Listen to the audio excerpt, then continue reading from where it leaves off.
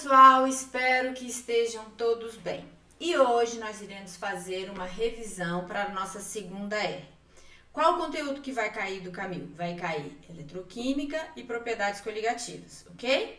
Então, vamos começar por propriedades coligativas. O que vocês não podem esquecer?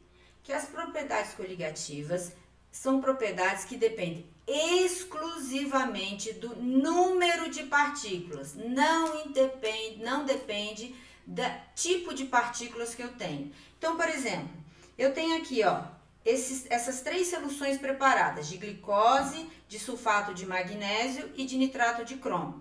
Em qual das três me forneceu o maior número de partículas? Não foi a de nitrato de crômio? Então, ela vai ter um efeito coligativo maior. Por quê? Porque as propriedades coligativas dependem exclusivamente do número de partículas e não do que? Da natureza dessas partículas, ok? Então, não interessa se eu coloquei açúcar, sal, um ácido ou uma base, o que interessa é o número de partículas que vão estar o quê? Dissolvidas ali naquela solução, ok? Então, com isso, a gente pode agora verificar quais são os tipos de efeitos coligativos. Primeiro, eu tenho aqui um solvente puro, por exemplo, a água. Aí eu vou adicionar esse solvente puro, um soluto. Então, soluto mais solvente, eu vou ter o quê? Uma solução. Esse solvente puro, ele vai ter uma pressão de vapor, ele vai ter uma temperatura de ebulição, uma temperatura com que ele congela, a temperatura de congelamento e uma pressão osmótica, ok? Bom, depois que você coloca o soluto, a solução agora, ela passa a ter uma nova pressão de vapor, uma nova temperatura de ebulição, depois uma nova temperatura de congelamento e uma nova pressão osmótica, ok? Então, o que a gente tem que fazer? A gente tem que saber o que aconteceu com cada uma delas. O que é a pressão de vapor? A pressão de vapor indica quanto o líquido é mais ou menos volátil. Quanto maior for a pressão de vapor, maior o que? A volatilidade. Tudo bem? Maior a volatilidade. Então, o que acontece? Eu tenho a pressão de vapor da minha água, tudo bem? Aí eu vou acrescento sal na água. O que vai acontecer? Não vai aumentar o número de partículas dispersas? Então, o que vai acontecer? A água, além de fazer as interações entre elas, elas também vão ter que fazer interações entre as partículas do soluto. Então, vão ter mais interações, então ela vai ficar menos volátil. Então, se ela ficou menos volátil, significa que ela diminuiu a pressão de vapor. Então, ou seja, a pressão de vapor do líquido puro, ela é maior que a pressão de vapor da solução. Por quê? Porque você diminuiu a pressão de vapor quando você adicionou um líquido. Isso é chamado de tonoscopia. Tudo bem? Quer ver um exemplo que eles gostam de utilizar? Eu tenho, por exemplo, a água do mar. Tudo bem? Ela tem uma volatilidade, ela tem sal dissolvido. Aí você vai e coloca açúcar na água do mar. Pega lá uma amostra e coloca açúcar. O que vai acontecer? Ela vai ficar mais volátil ou menos volátil? Ela vai ficar menos volátil. Por quê? Porque você aumentou o número de partículas. Ah, professora, mas não é sal, não é açúcar. Propriedades coligativas não dependem do tipo de partículas, e sim da quantidade de partículas. Então, botou açúcar, aumentou o número de partículas, aumentou o efeito coligativo. Se a pressão de vapor era baixa, ela vai ficar mais baixa ainda devido ao aumento do número de partículas, tá bem? Então, vamos botar aqui, água do mar mais açúcar, tudo bem? Água do mar mais açúcar. Depois, a temperatura de ebulição. Quando você coloca um sal ali, a temperatura de ebulição do líquido vai o quê? Aumentar, porque ele vai, para romper as interações, ele vai precisar de uma temperatura maior. Então, aqui você aumenta a temperatura de ebulição. Por isso que a temperatura de ebulição do líquido puro, ele é menor, que ele é chamado de ebulioscopia. Tanto que para você cozinhar mais rápido uma batata, tá certo? Água na batata, a batata na água, né? Você coloca o quê? Sal na água. Que a água que fervia a 100 ao nível do mar, ela vai ferver a uma temperatura acima de 100 e vai cozinhar mais rápido a sua batata. Então, por exemplo, água mais sal. A água do mar também, ela vai ferver, concorda? Se você colocar açúcar, ela vai ferver na temperatura maior ainda, ok?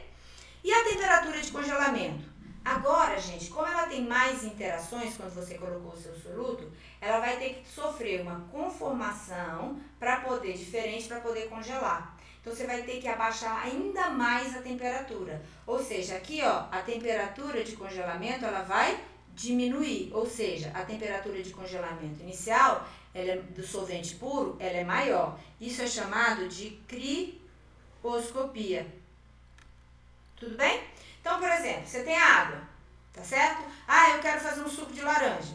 Aí eu espremo a laranja ali, certo? E coloco para congelar. Se fosse só água, ela, ao nível do mar, ela ia congelar quanto? A 0. Na hora que você coloca o suco, ela vai, o suco de laranja ali dentro, a laranja, ela vai congelar numa temperatura o quê? Menor que 0. Então, por exemplo, suco, não é isso? Ela vai congelar uma temperatura menor que 0.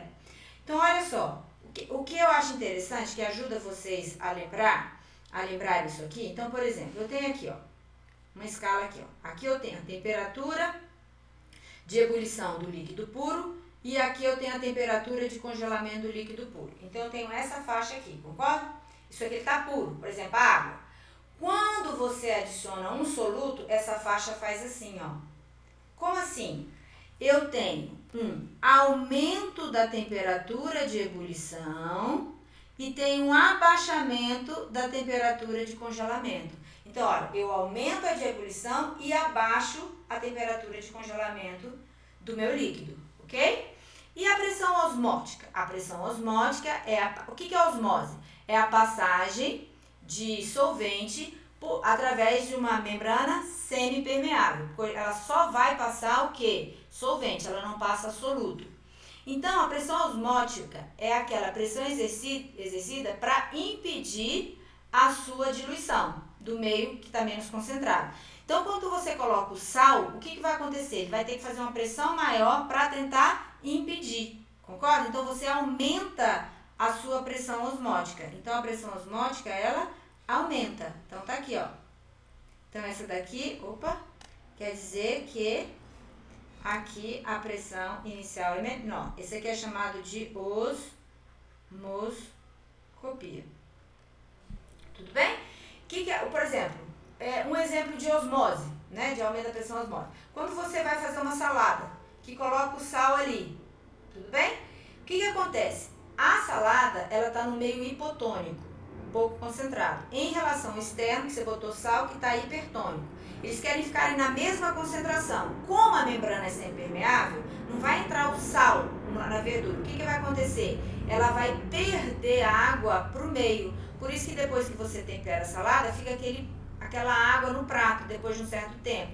Por quê? Porque as verduras vão perdendo água para o meio. Ó, uma coisa que é usada muito, por exemplo, é a dessalga de carne. Tudo bem? A dessalga de carne que eles colocam, eles salgam a carne, não é isso? Quer dizer, salgam a carne. Pra quê, gente? Pra ela perder líquido, porque aí ela conserva por mais tempo.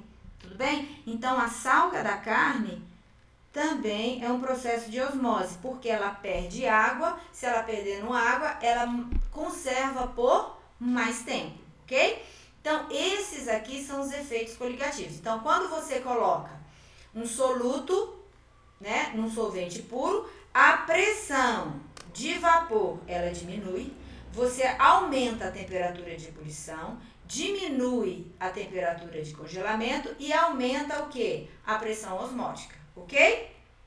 Então, aí é a revisão que vocês precisam saber para fazer a segunda R. Agora, o segundo conteúdo é eletroquímica, tudo bem? Então, antes de a gente começar a eletroquímica, vamos ver alguns efeitos fundamentais. O que é uma oxidação? Oxidação é quando aquele elemento, aquele átomo, ele perde elétrons, tudo bem? Então, por exemplo, eu tenho aqui zinco, 0, passando para zinco mais 2, tudo bem? mais 2 elétrons. Tá vendo que ele está produzindo, ele está perdendo elétrons? Então, significa que ele está sofrendo uma oxidação. E veja bem, o que está acontecendo com o NOx aqui dele? O NOx, ele aumenta. Então, na oxidação, eu tenho um aumento do número de oxidação. Por quê? Porque ele vai perdendo elétrons. Se ele vai perdendo carga negativa, ele vai ficar cada vez mais positivo. Então, no caso do zinco, ó, ele aumentou 2 vezes, em 2 unidades, não é isso? O seu estado de oxidação. Tudo bem? Então, ele passou 0,2. Então, a gente diz que ele aumentou de 2 unidades seu estado de oxidação. Agora, vamos supor que eu tenho aqui o cobre. Redução. Ele não ganha elétrons? Então, eu tenho aqui, ó, cobre mais 2. Aí, ele vai ganhar 2 elétrons, passando para quanto? Cobre 0. O que aconteceu com o seu estado de oxidação dele? Diminuiu de 2 unidades. Então, você está vendo que quando ele reduz, o NOx dele, o quê? Seu estado, né, de oxidação, diminui o NOx. Por quê? Porque ele está ganhando, ele não ganha nem pega carga positiva, é só carga negativa. Então, se ele está ganhando carga negativa, ele vai ficar cada vez mais negativo. Então, o número, o estado de oxidação dele vai o quê? Diminuir. Ok? Então, não esqueça, ó, oxidação, o NOx aumenta, certo? E redução, ele ganha, então o NOx diminui. Oxidação, os elétrons aparecem no produto porque ele está perdendo, ele está produzindo elétrons por meio. E na redução, os elétrons aparecem somando no reagente. O que é um agente oxidante? É uma substância no seu reagente, certo? Que contém um elemento que sofreu redução. Por quê? Agente é que ele provoca. Se ele está provocando, ele tem que estar no reagente. Então, ele vai provocar uma oxidação nele? Não, no outro, certo? Então, para isso, ele vai ter que sofrer o quê? Uma redução. Então, ele vai fazer que o outro oxide. O que é oxidar? Perder elétrons. Perder elétrons, não é isso? Então, ele vai fazer com que o outro perca elétrons. Para quem? Para ele. Então, se ele vai ganhar elétrons, ele vai sofrer uma redução. A mesma coisa para agente redutor, ó. É uma substância no reagente, porque ele é agente, então ele está provocando, ele não é o produto, ele está provocando o quê? Ele está provocando uma redução. Nele, não, ele vai provocar a redução no outro elemento, certo? Então, ele vai fazer com que o outro elemento, a outra espécie, ela ganhe elétrons. Vai ganhar de quem? Dele. Então, para isso, ele vai ter que perder. E quando é que ele perde elétrons? É quando ele sofre uma oxidação. Então, é o contrário. Ok, gente? Então, olha só. Vamos supor que eu tenho aqui, ó. Veja bem. Eu tenho isso daqui. Tá bem? Essa reação. Eu tenho o zinco 0 reagindo com óxido de prata, produzindo a prata 0 mais o óxido de zinco. Então, o que a gente vai fazer primeiro? A gente vai retirar, vai calcular o NOx de cada um. Isso aqui não é uma substância simples, sem carga, então o NOx dela é 0. Oxigênio menos 2, então a prata aqui vale mais 1. Aqui a prata 0, oxigênio menos 2 e aqui o zinco mais 2, certo? Então veja bem, o zinco, ele está passando de 0 para quanto? Para mais 2. O que está acontecendo com o NOx dele? Não está aumentando. Então, quer dizer que ele está sofrendo o quê? Oxidação. Tudo bem? Ele está perdendo elétrons. Então, ele perde elétrons. Tudo bem? O outro, quem é? A prata, que passou de mais 1 para 0. Certo? Não interessa aqui o coeficiente que eu tenho. Então, o NOx dele não diminuiu, na oxidação o NOx aumentou, não é isso? Então, ele perdeu elétron. Na prata, o NOx dele diminuiu, então significa que ele sofreu o quê? Redução. Significa que ele ganha elétrons, ok? Então, vamos lá. Quem é o oxidante? Gente, toda vez que ele falar de oxidante, ele vai estar falando de agente oxidante. Sempre o agente está no reagente. Então, olha só. Oxidação não é o zinco? Então, quer dizer que o zinco 0 é o redutor. E o o Ag2. Ó, quem é ele? Ele é o oxidante. Ou agente redutor, ou ou só redutor, ou só oxidante, ou agente redutor e agente oxidante. E assim, tanto faz, tá bem? Tanto faz. Então, olha só. O zinco 0 atua como o quê? Como redutor. E a prata mais 1, ou o óxido de prata, agem como o quê? Como oxidante. Então, tem muita gente que acha o quê? Que a prata 0... Não, porque o agente tem que estar no reagente, tá bem? Então, olha só. Para cada 1 mol de óxido de prata, são formados 1 mol de óxido de zinco. Não é isso? Então, para cada 1 mol de óxido de prata, são consumidos aqui 1 mol, não é isso? 1 mol de zinco. Tudo bem, gente? Até aí? Certo? Então, entenderam o que é a diferença de redutor ou oxidante? Porque lá na provinha de vocês têm que saber identificar, montar essa reação, identificar quem é o agente oxidante e quem é o agente redutor, ok? Quem ganha e quem perde elétrons, certo? Quer ver? Vamos ver outra coisa aqui, ó. Vamos supor que você tenha esse esquema aqui, ó.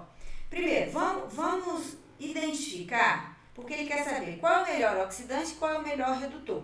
Tudo bem? A primeira coisa que a gente tem que fazer é identificar se esses potenciais são de oxidação ou redução. Então, olha só, gente. Aqui o zinco não está passando de mais 2 para 0, mais 2 para 0, mais 1 para 0. O NOx dele não está diminuindo. E quando é que o NOx diminui?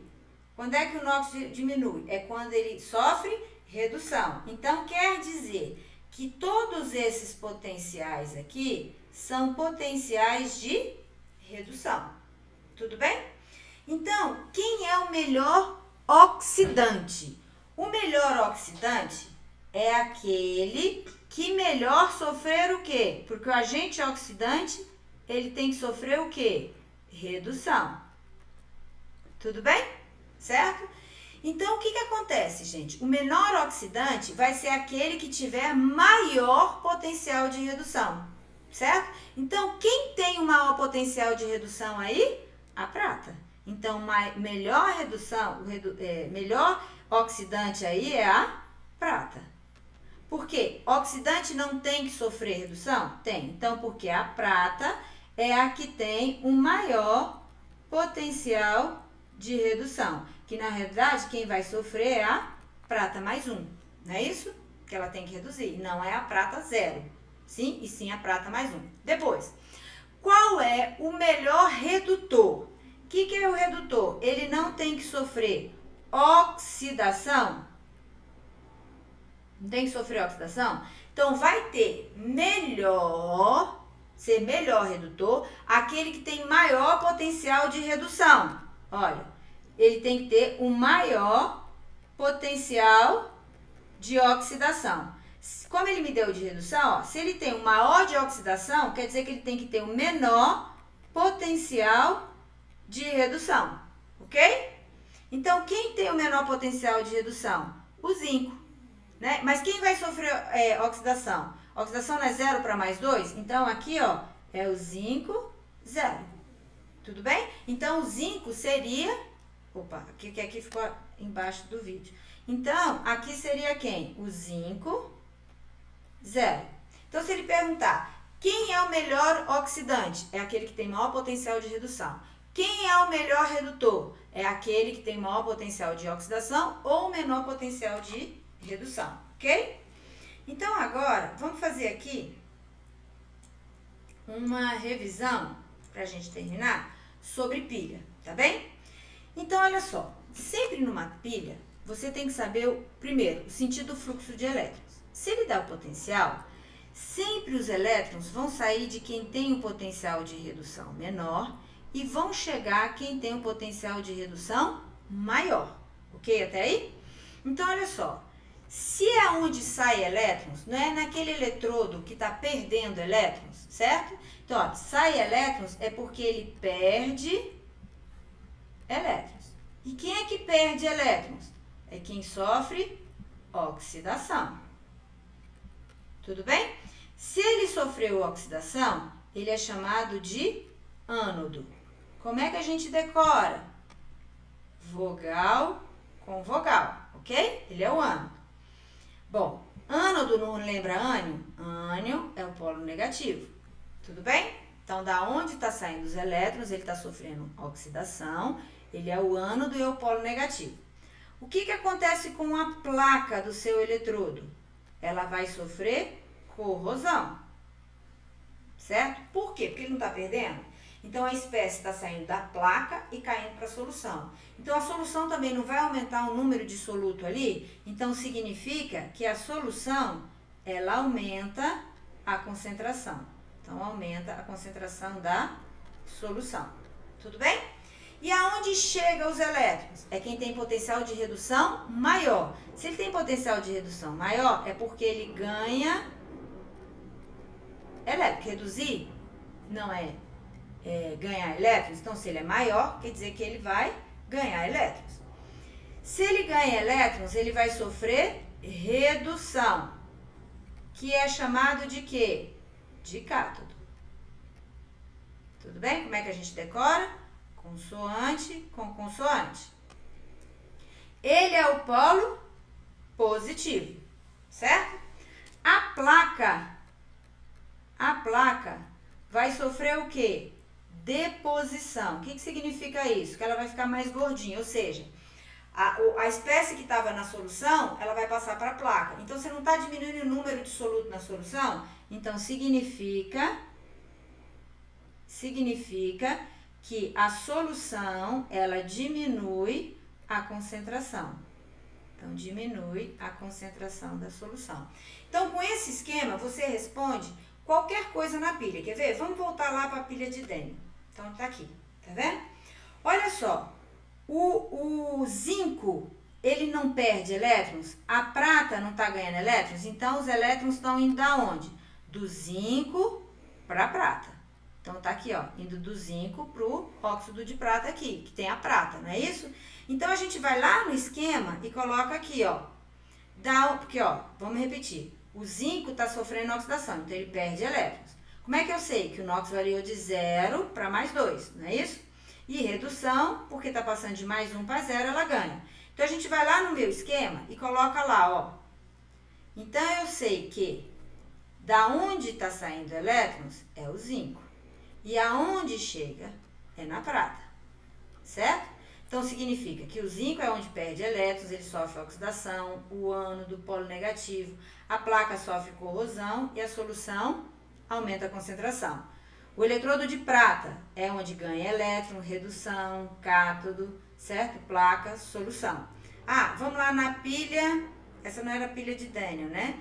Vamos pegar aqui a pilha de Dênio, que a gente pode fazer ela aqui, ó. Vamos lá? Olha só o que diz a pilha de Dênio.